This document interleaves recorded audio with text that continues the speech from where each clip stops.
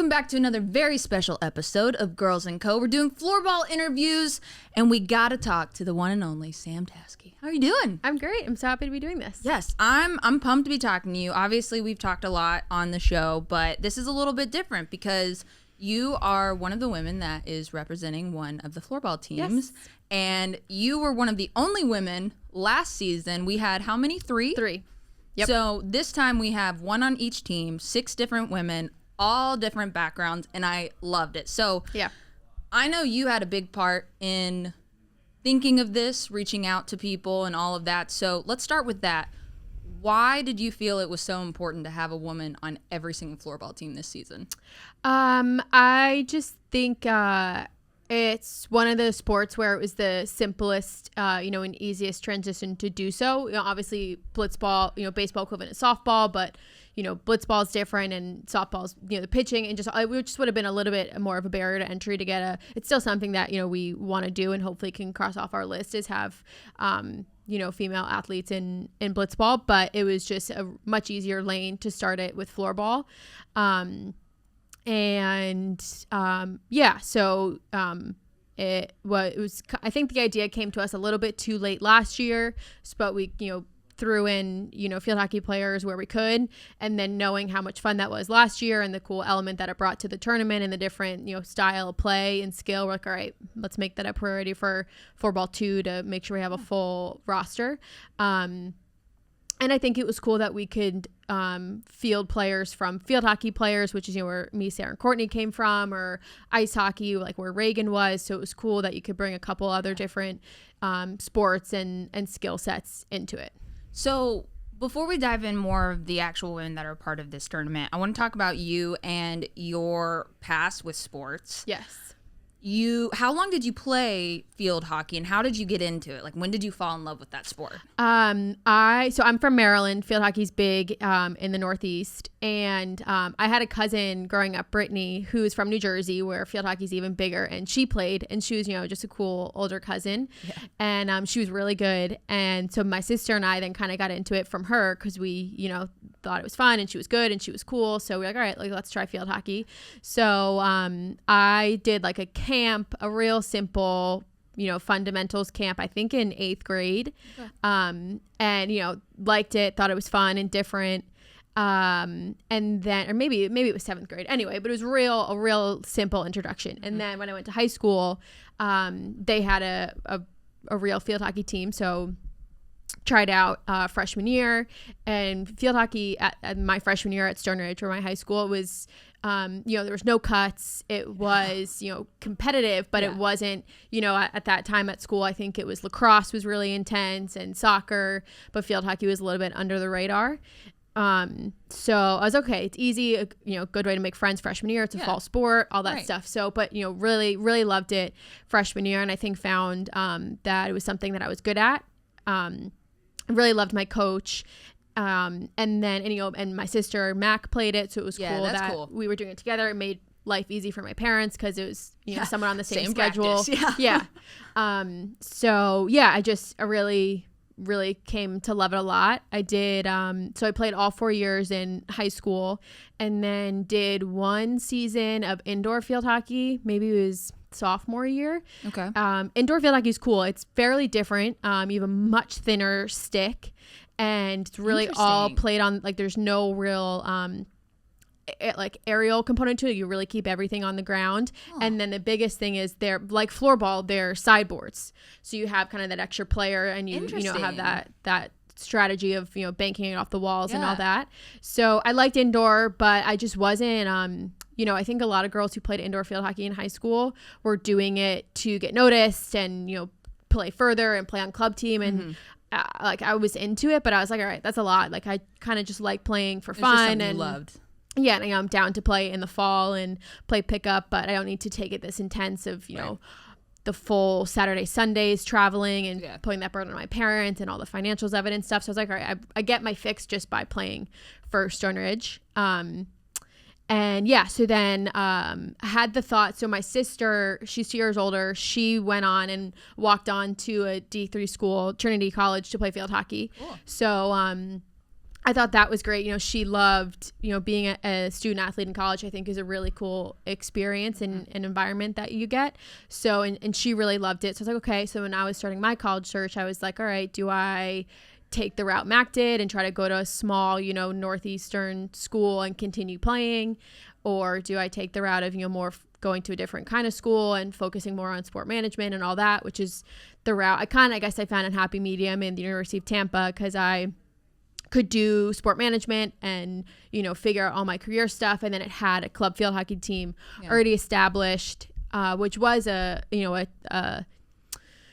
criteria on my checklist of colleges, having a field hockey program, because I knew I would really love to keep that in my schedule. So there was a really fun club team at Tampa where it was co-ed, and Tampa was a super international school. So we had a lot of foreign players, male or female, which was a lot of cool and a really fun experience.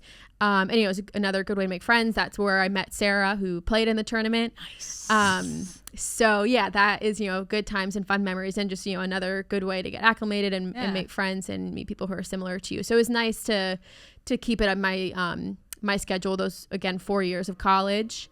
There's a pickup team in league in New York that I play in on Sundays, in the fall. So it's nice just always kind of have, in my life, that's a really fun, a fun activity. I think it's really rare to hear. I mean, I didn't grow up playing sports. I was a cheerleader, which that's a whole thing in its own. But I think it's really rare for people to grow up with the sport and maintain that level of love that you've maintained.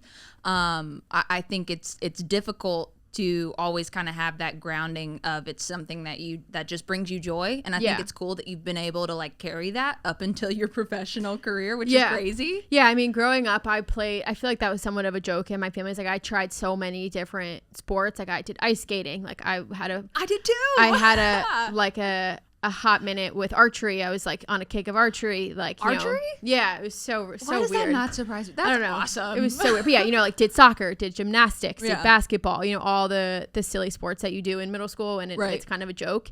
And then so yeah, maybe it's I got all those out of my system, and then landed on field hockey. It's all right, I know this is my thing. Yeah.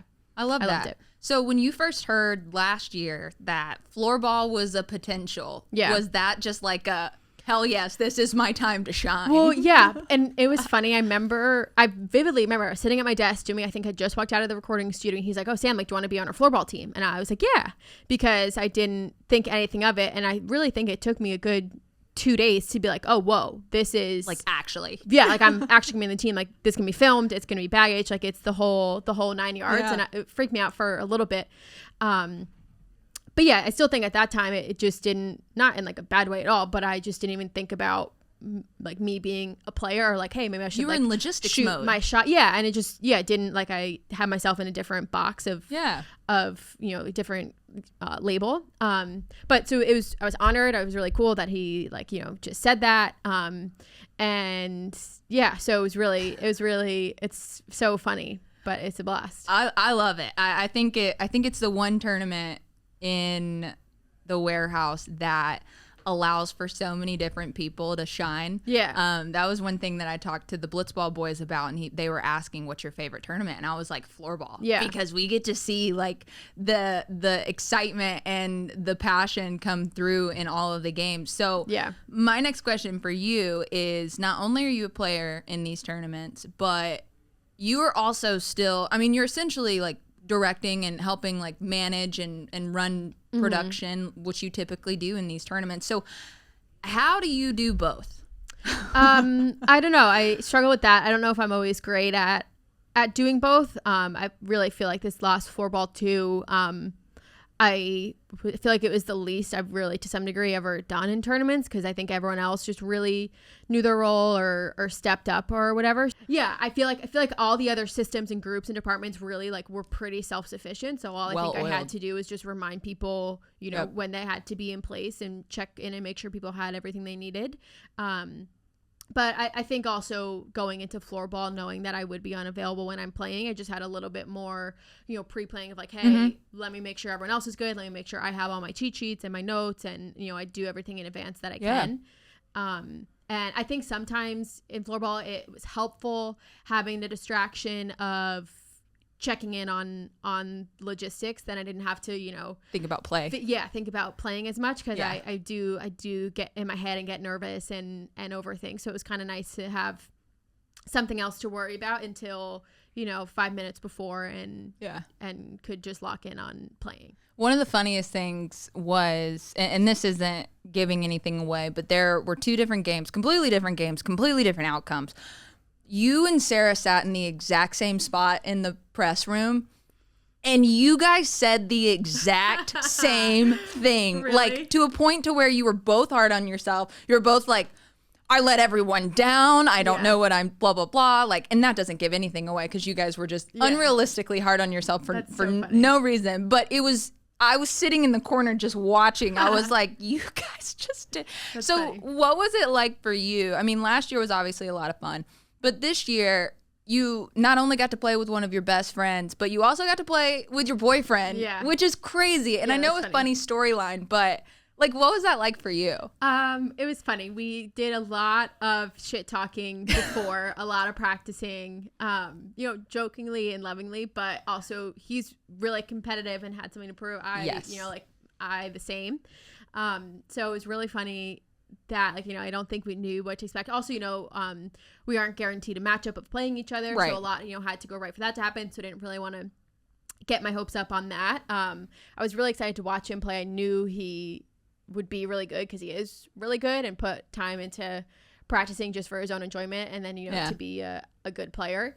So yeah, I didn't know what to expect. The first floorball, we, you know, didn't really know each other. That's where it all started. Yeah.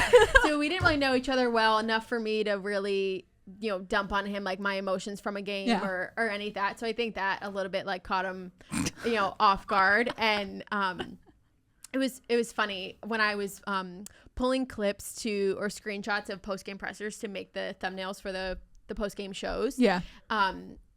Every team, you could not tell if they won or lost. No. They'd be smiling, they'd be laughing, like they'd run through the gamut of emotions. And Baggage's games, it was blatant. Like, you knew if you won, you knew if we lost. Like, it's just all or nothing. Yes. And I fed very much so into that. So I think at points he was just like, chill, or like, what is going on? But, you know, it happens, and I was really happy, or, you know, really sad. But it was cool. It's fun having both of them there. You know, like when Sarah found out that we were doing floorball again, right away she's like, all right, put me on the list. Like, I'm ready to play. Like, I'm there if you need me. So I'm glad that it worked out. And, you know, she did great and held her own. And it was cool having, she's been to the warehouse floor to watch, you know, end of tournaments when we've had, you know, friends and family open to come.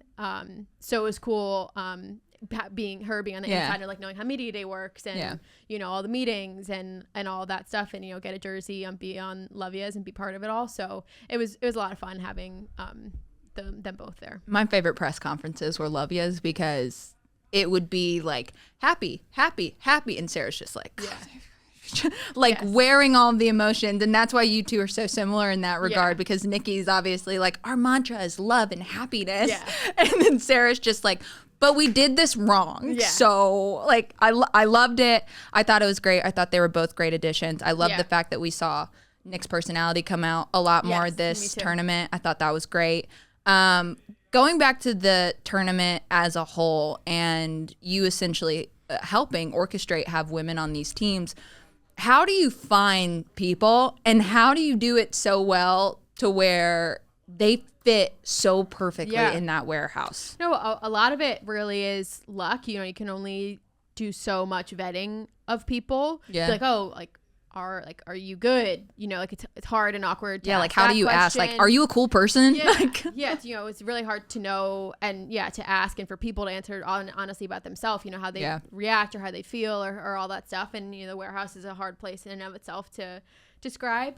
So, you know, to some degree, when we're filling roster spots, you know, you want someone ideally with, you know, an internet presence or a following. As much as it's a sports tournament and you're competing, more often than not, you know, you're acting, or you're on, and you're participating in a show. So that's really hard for a normal person to get or to thrive in. So I think that's why it's always a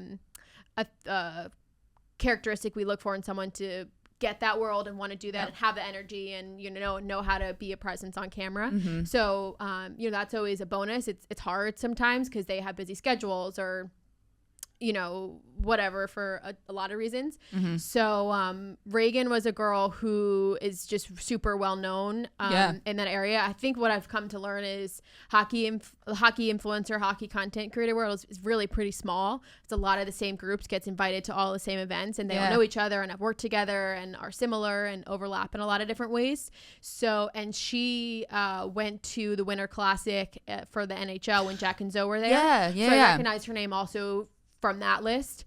So I was like, oh, for sure she'd be great. She's plays ice hockey at an extreme level, so that is a check off that right away. And was interested in content and would promote and do all that stuff, so she was a given. I didn't know if we'd get her because super busy. They're busy, but she was a yes all the way through, so that worked out great. And tried to get a couple returners back, and then schedules came into play, so couldn't get Jules back, which was a bummer. And then I thought it would be fun to have ice hockey and field hockey, just because it's why not, and they're similar sports but have a lot of different nuances, so different audiences.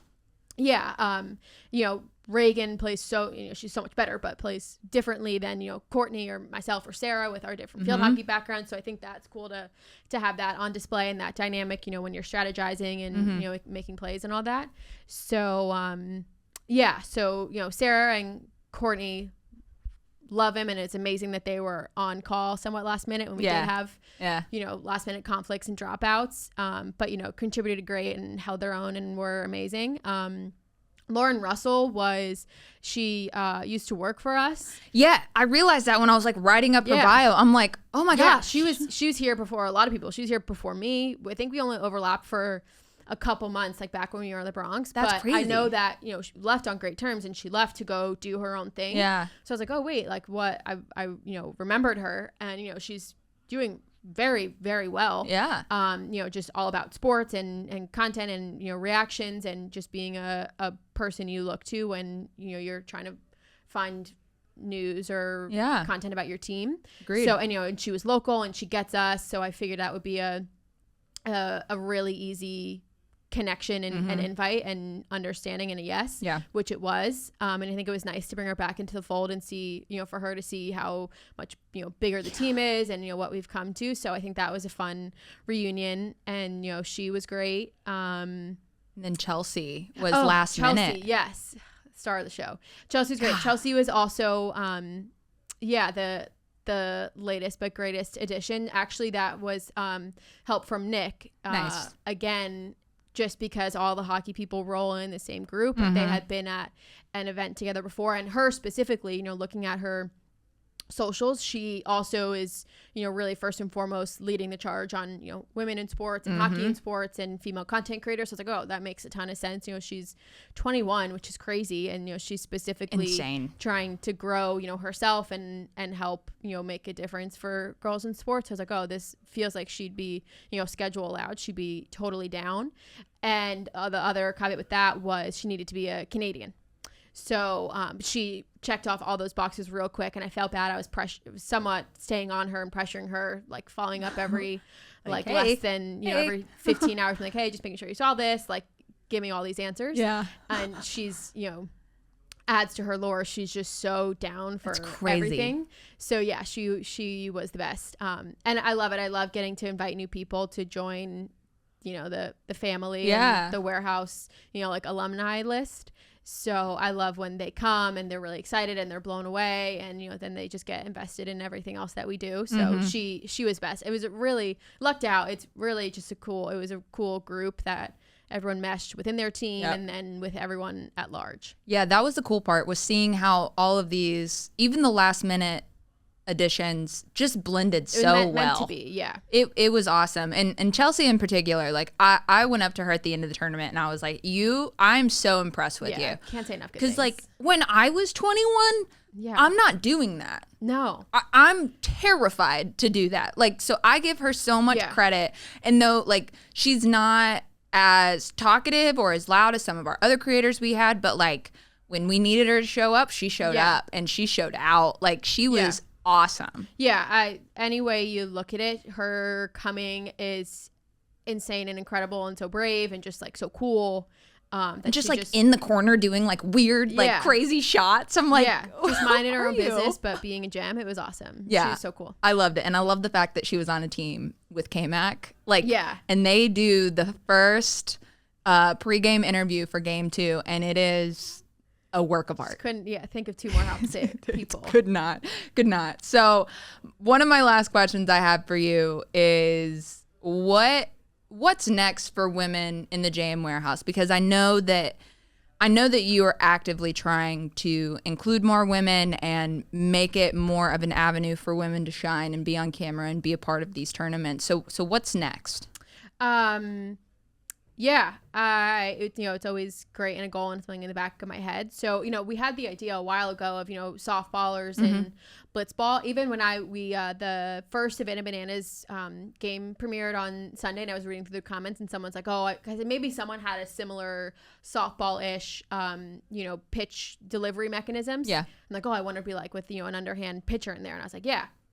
So I think that's great. There's a handful of, softball, influencers and content creators who, hopefully would make sense and schedules align that we can get them there for, a training session or a challenger game or something. But yeah, I mean, anytime we have a guest, say, hey, we're interested in doing something with you guys or coming to the office, like the thought in the back of my head is always, like, do they want to come to the warehouse and do something? It's obviously a much bigger lift, but it would be cool to have anyone in there.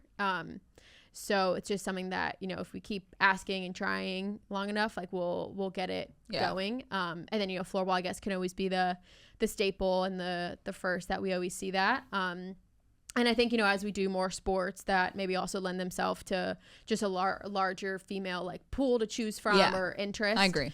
With some other sports that we have coming down the line, then hopefully it's just, easier for us to bring them in. Yeah.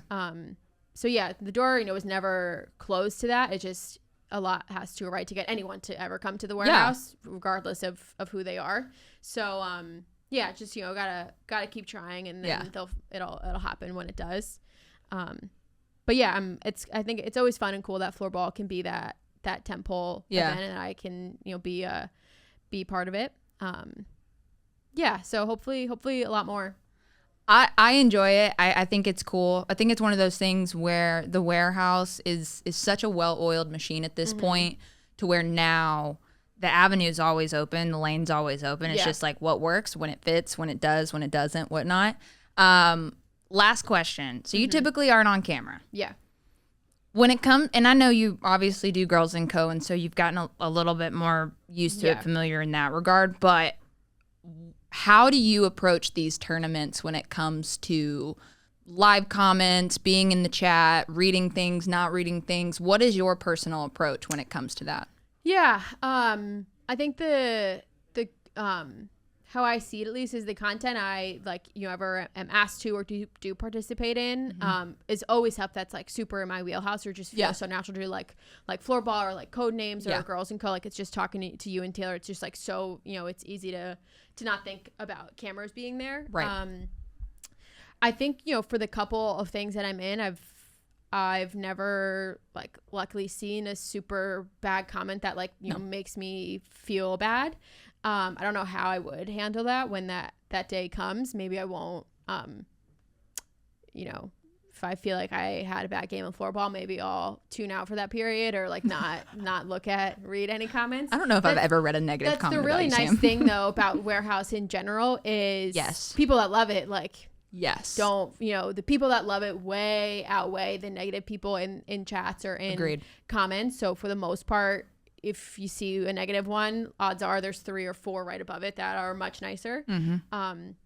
And that's just, a cool thing about the warehouse and the viewers that watch, is they're just so into it and buy into everyone, and they love Lucas Diversa as much as they love Jake, which is cool. So, I guess I just have to keep playing well to make sure that no one ever has a bad thing to say, or, at least give it my all. So, but yeah, that's always the hardest thing, I'm sure, for everyone on camera, is dealing with those crappy people. So, I don't know. I'll have to seek out advice when that comes, or just I doubt it will come. Keep my fingers crossed for good. You know what, nice Sam? people. You handled your Codenames performance well. Oh yeah, in my mess up. The potential negative comments, and I was just ready to type back and just snap back, and no one said anything. Well, yeah, and that's the other thing. Like I do know deep down, I know that like what we're doing is so silly and fun that like I literally don't. If someone writes to me, comment about me like messing feel up strong enough, I'm like, that's concerning. You check yourself. Look in the mirror. Like, please look in the mirror. My other good thing, which is something I have, maybe the worst memory in the history of the world. I can't remember things for the life of me. So the positive side of that is I'll forget. If I read something bad, or if I have a bad performance in Codenames or Floorball, or mess up on Girls Room, like I'll forget. Yeah. And then it's gone. It kind of works well. That does work well. To some points. I won't remember. I won't remember to look. I won't remember it happened. I'll read something and then, I'll forget it. So I think that's great. Yeah. I think that's a great quality to have when it comes to stuff like this. But thank you for sitting down and talking to me. So fun. This is great. And thank you for being the person that's really, I think you're the driving force of getting more women in the warehouse. So we appreciate it. It's obviously everyone does. But I'm happy I can just be there to push it over the edge and make sure we always get our representation. I love it. Well, that is another interview. Tune in tomorrow for another one. Bye, guys.